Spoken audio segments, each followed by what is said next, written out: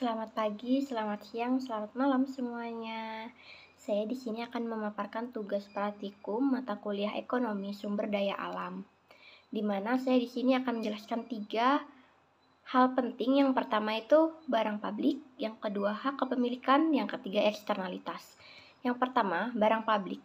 Dalam pandangan ekonomi, barang atau goods dapat diklasifikasi menurut kriteria-kriteria penggunaan atau konsumsinya dan hak kepemilikannya, di mana barang publik ini memiliki 3 pandangan. Yang pertama, dari sisi konsumsi, itu diklasifikasikan apakah barang tersebut menimbulkan persaingan untuk mengkonsumsi atau tidak.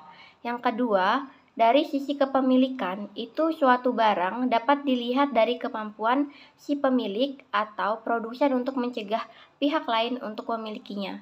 Yang ketiga, dari pihak konsumen, apakah konsumen memiliki hak atau tidak untuk mengkonsumsinya. Berdasarkan ciri-ciri, barang publik itu memiliki 2 sifat dominan, yaitu yang pertama non-rivalry atau tidak ada ketersaingan. Barang publik memiliki sifat non-rivalry ini dalam hal mengkonsumsinya. Artinya, konsumsi seseorang terhadap barang publik tidak akan mengurangi konsumsi orang lain terhadap barang yang sama. Misalnya, udara yang kita hirup dalam derajat tertentu tidak berkurang bagi orang lain untuk menghirupnya. Itu contoh dari non-rivalry. Yang kedua, non-excludable atau tidak ada larangan. Sifat kedua dari barang publik artinya sulit untuk melarang pihak lain untuk mengkonsumsi barang yang sama. Contohnya itu pada saat kita menikmati pemandangan laut yang indah di pantai. Kita akan sulit melarang orang lain untuk tidak melakukan hal yang sama karena pemandangan adalah public goods. Gitu. Jadi kita tidak menikmati pemandangan laut itu sendiri, tetapi karena itu public goods, orang lain juga dapat menikmati, sehingga kita sulit untuk melarang orang lain untuk tidak melakukan hal yang sama yang kita lakukan. Selanjutnya, hak kepemilikan dan contohnya. Hak kepemilikan itu adalah klaim yang sah atau secure claim terhadap sumber daya ataupun jasa yang dihasilkan dari sumber daya tersebut. Hak kepemilikan sumber daya alam ini terdiri dari 3. Yang pertama itu state property. State property yaitu klaim kepemilikan berada di tangan pemerintah, contohnya tanah negara, hutan negara, dan taman nasional. Yang kedua, private property yaitu klaim pemilikan berada pada individu atau kelompok usaha.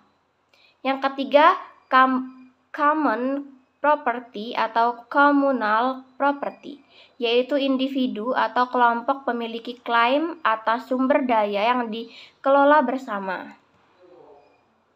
Yang terakhir terkait mengenai eksternalitas. Konsumsi terhadap barang publik sering menimbulkan apa yang disebut sebagai eksternalitas atau dampak eksternal secara umum.